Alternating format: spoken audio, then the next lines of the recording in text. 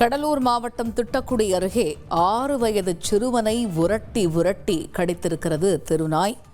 உயிருக்கு ஆபத்தான நிலையில் சிறுவன் மருத்துவமனையில் அனுமதிக்கப்பட்டிருக்கிறார். எழுத்தூர் கிராமத்தைச் சேர்ந்த சிறுவன் அஜீஸுக்கு தொடர் சிகிச்சை மருத்துவமனையில் அளிக்கப்பட்டு வருகிறது. இதுகுறித்த கூடுதல் விவரங்களை அறிவோம். செய்தியாளர் அருள் இணைகிறார். அருள், இந்த சம்பவத்தின் முழு பின்னணி என்ன, விவரிங்க.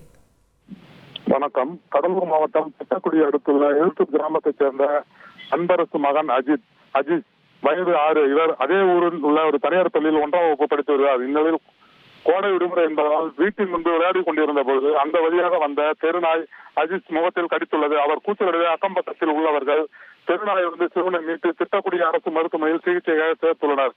மேலும் நேற்று இதே போல் தெருவில் விளையாடி கொண்டிருந்த சின்னசாமி மகள் பிரியதேசினி வயது 12 என்பவரையும் தெருநாய் கடித்துள்ளது. இருவரும் திட்டக்குடி அரசு மருத்துவமனையில் சிகிச்சை பெற்று வருகின்றனர்.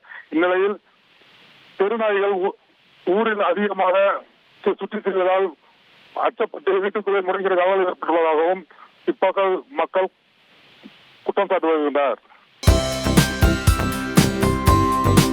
தந்தி டிவியை உங்கள் கேபிள் டிவி ஆபரேட்டரிடம் இலவசமாக கேட்டு பெறுங்கள்.